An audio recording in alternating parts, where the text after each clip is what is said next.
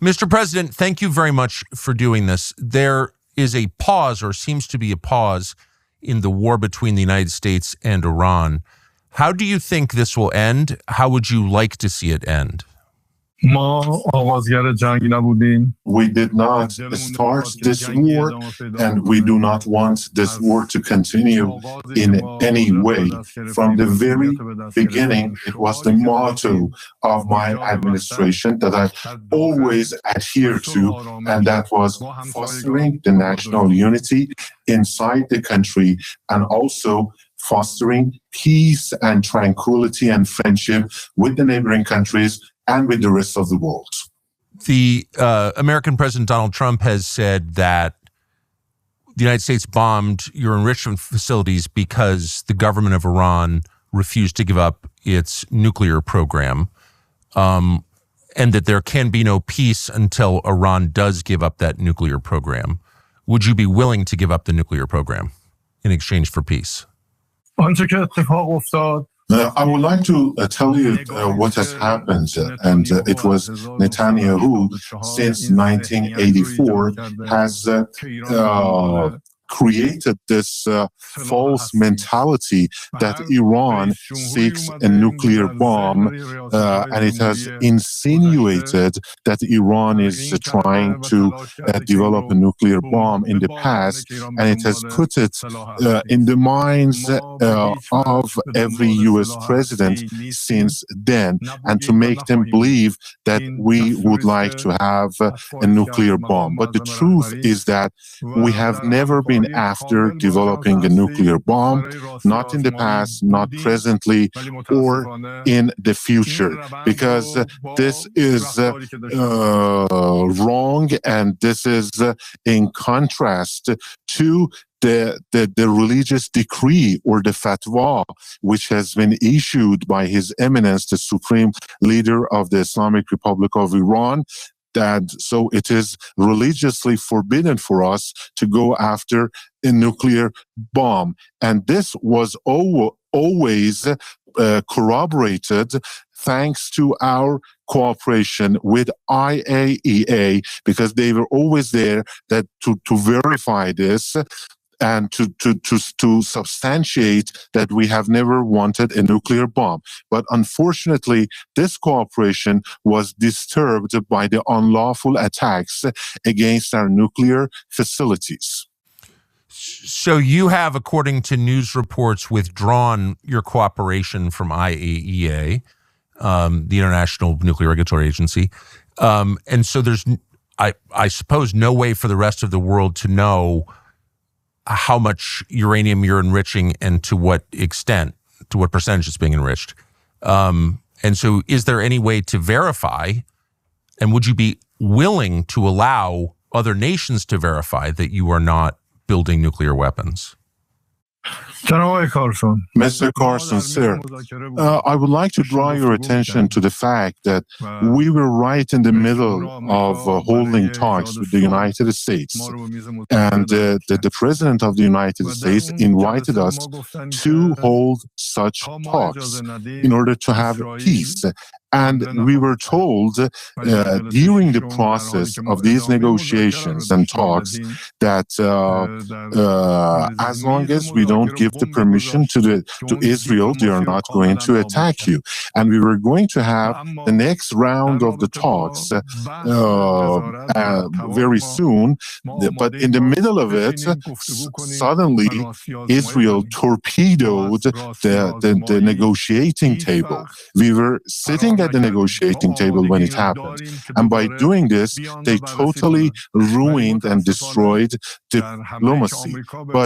And in order to answer your question with regards to the surveillance or the supervision over our nuclear program, I would like to say that we are ready to hold talks over it. We have never been the party that has run away from verification. We stand ready be to have these supervisions. But unfortunately, as a result of the United States unlawful attacks against our nuclear centers and installations, many of the pieces of equipment and the facilities there have been severely damaged. Therefore, we don't have any access to them. We cannot see, and unless this access is going to be back there again, we have to wait for it and to see what happens and how much they have been damaged so that we can go for the supervision.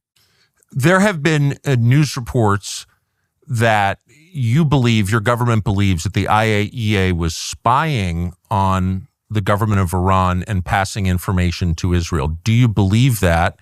And if so, do you have evidence that that's true, that the world could see?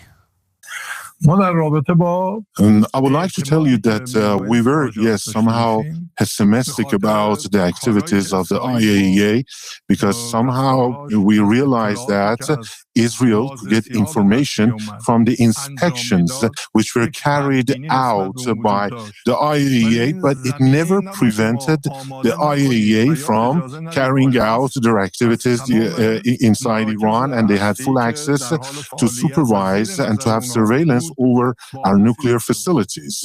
But there was this lack of trust as the result of the last report by IAEA. The type of the report and the way they prepared the report somehow gave an excuse to the Israeli regime and prepared the ground for their unlawful and unauthorized attack against our nuclear facilities.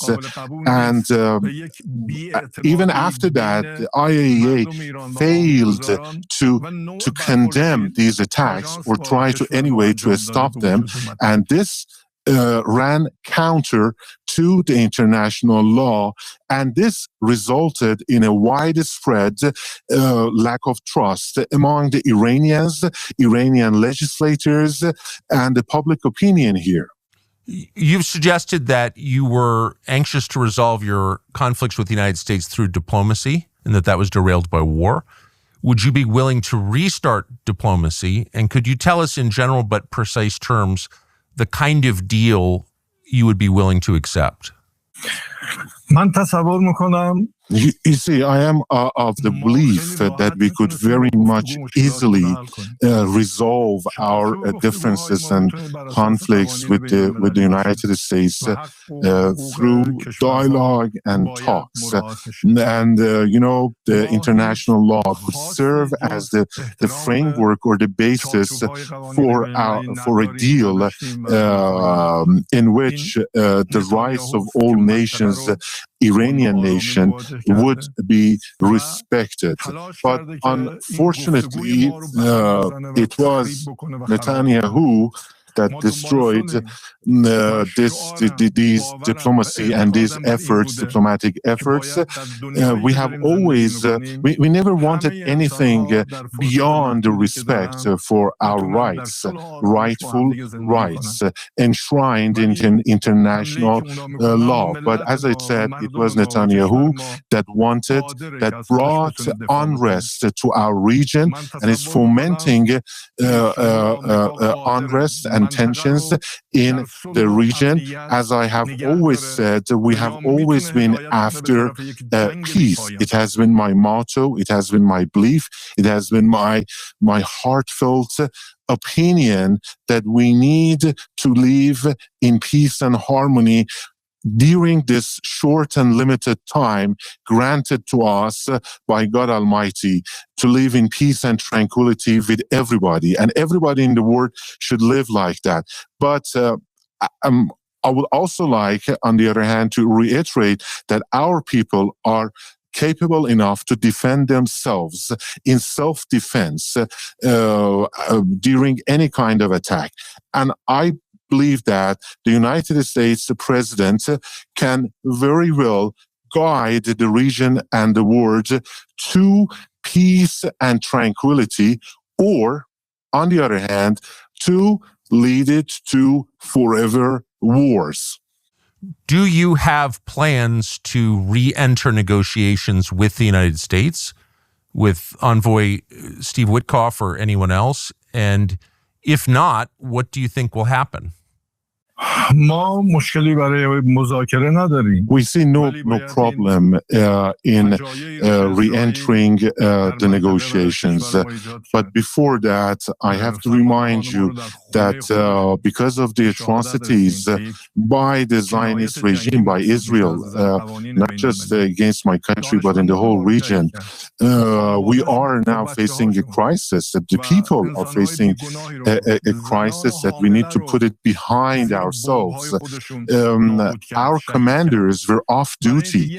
They were spending the night at their homes with their families, but they were killed. And this is considered a war crime according to the international law, because they were off duty, as I said, or our scientists were also killed and assassinated along with their families and their wives and their children.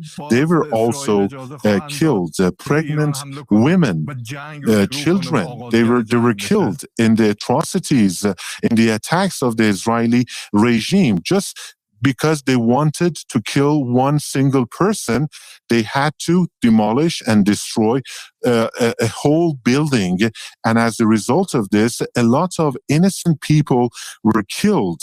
A lot of people were killed. And as I said, there is this crisis that we have to put it behind ourselves. And there is a condition, there is a provision for the restarting the talks. How are we going to trust the United States again? We re-enter the negotiations.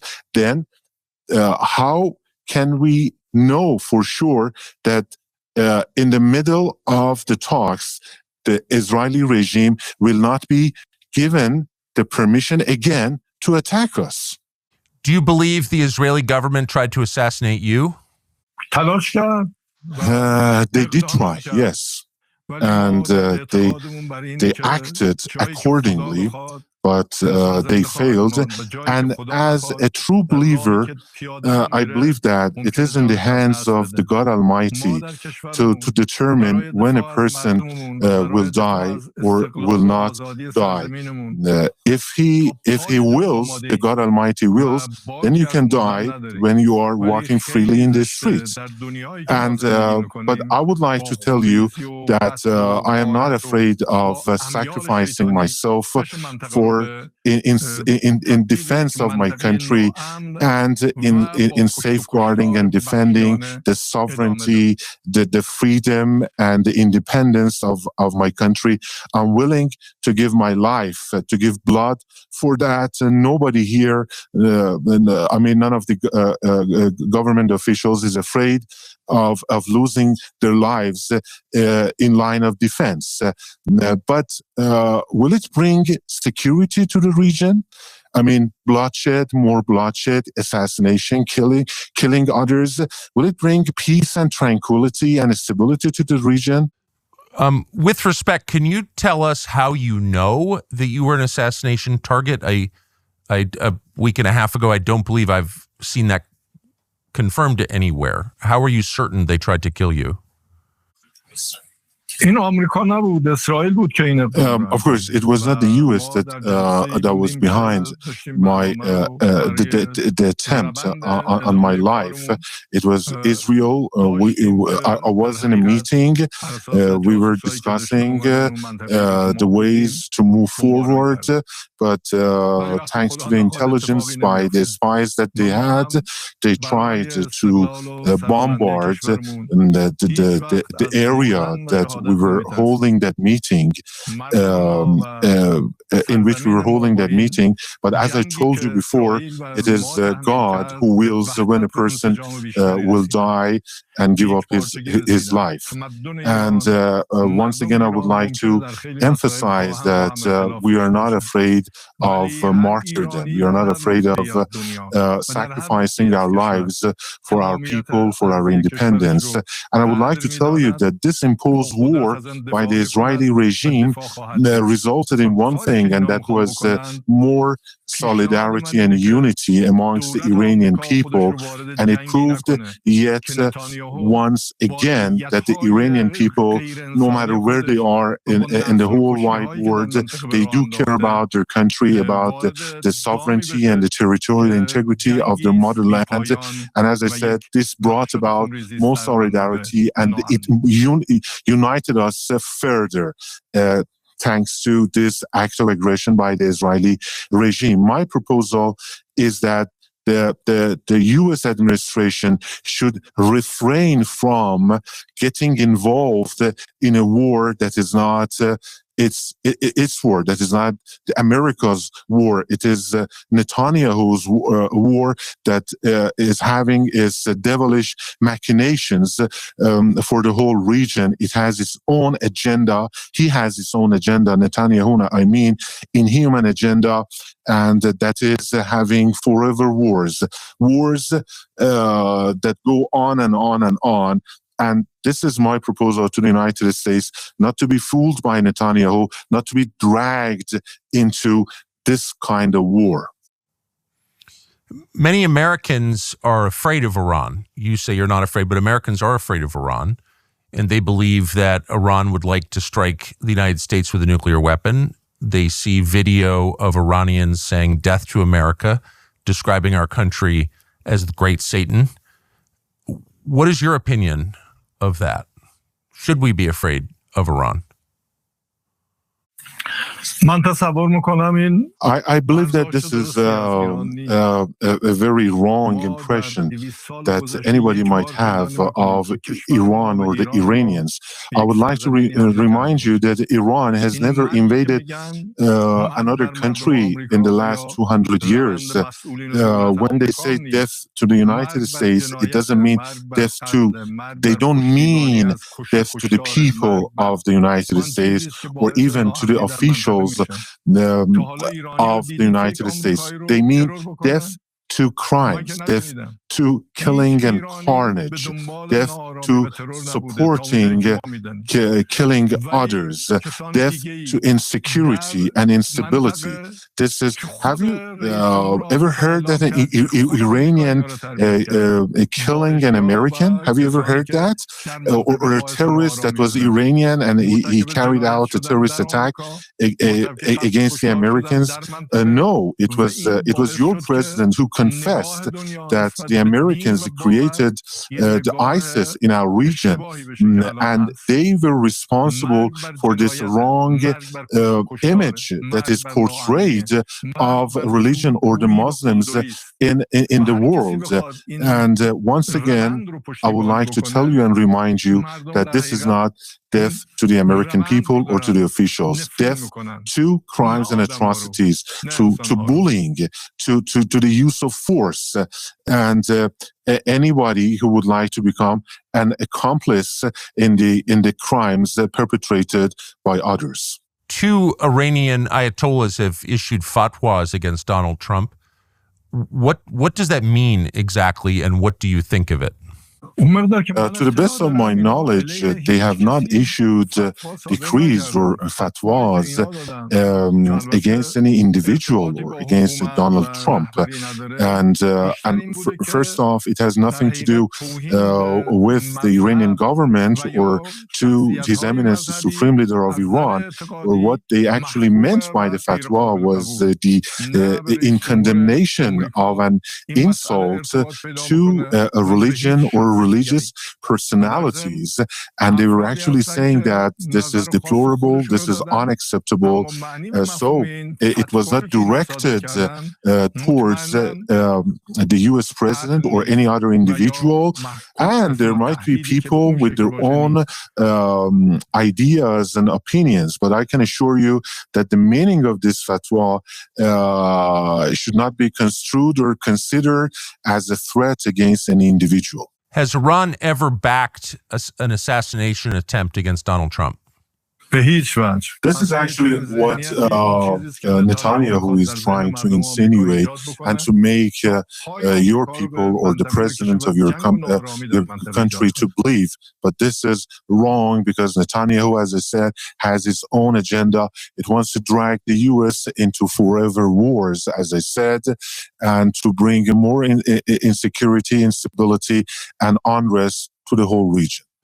There are some large number of Iranian nationals living in the United States. Some have said they are, quote, sleeper cells.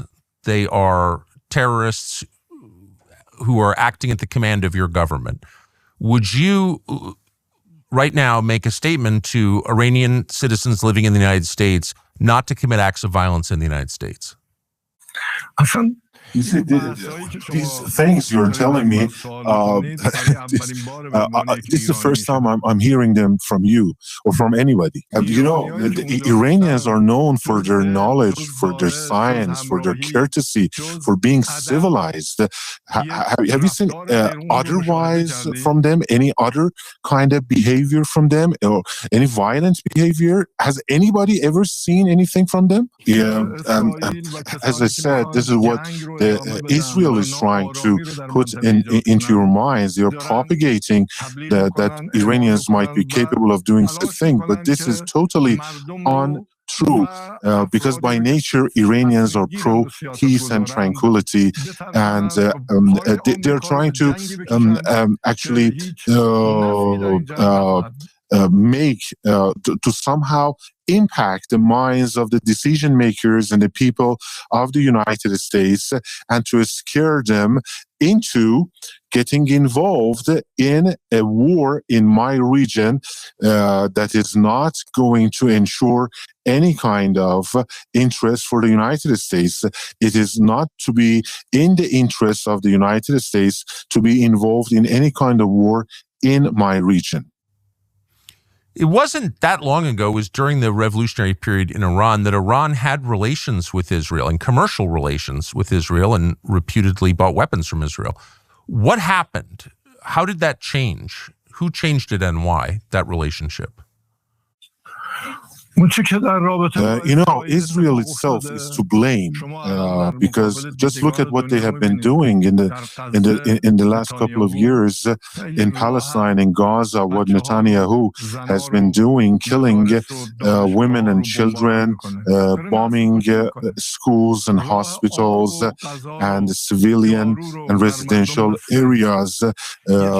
This is nothing short of a full-scale genocide there. They have blocked the entry of food and medicine, any kind of humanitarian relief to Gaza. So this has adversely impacted the way my country and the whole region looks at Israel. And this, their own behavior and their own actions are to blame, because this is unacceptable what they have been doing in my region.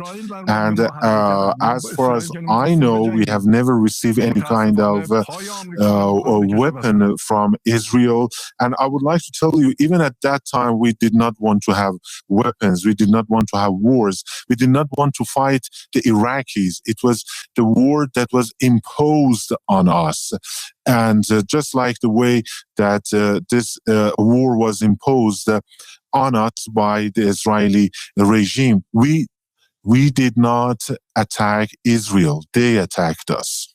Can you imagine at the end of the diplomatic exchange with the United States, a world in which American companies invest again in Iran, sanctions are lifted, there is peace in the region? Is that your goal? And do you think it's possible? From the very beginning of my administration, I first tried to have the domestic solidarity and unity, further unity amongst the Iranian people. Then we tried to have better relations with our neighbors, neighboring countries of Iran. And then I had this talk with His Eminence, the Supreme Leader of Iran, and during which His Eminence emphasized that there is no limitation and there is nothing preventing the U.S. investors to come to Iran and to make investments in Iran, even presently. There has never been any limitation, anything barring them from coming into Iran, and this is the belief of the Supreme Leader of Iran. But once again, I would like to tell you that it is Israel that does not want such things to happen in the region. Israel does not want to see peace and tranquility in the region. But I would like to once again repeat that the United States President, Mr. Trump, he's capable enough to guide the region towards the peace and a brighter future and put Israel in its place, or get into a pit, an endless pit or a swamp. And that is a war that Netanyahu wants the United States or the U.S. president to be dragged into. So it is up to the United States president to choose which path that I told you about. And as I told you, there is nothing preventing the commercial or industrial or economic activities by the U.S. Business people and investors. And of course, if there was a limitation, it was caused by the U.S. sanctions, not by us. Mr. President, my final question: if we wind up in a broader war, could you expect assistance from Russia and China, military and economic assistance from your allies, Russia and China?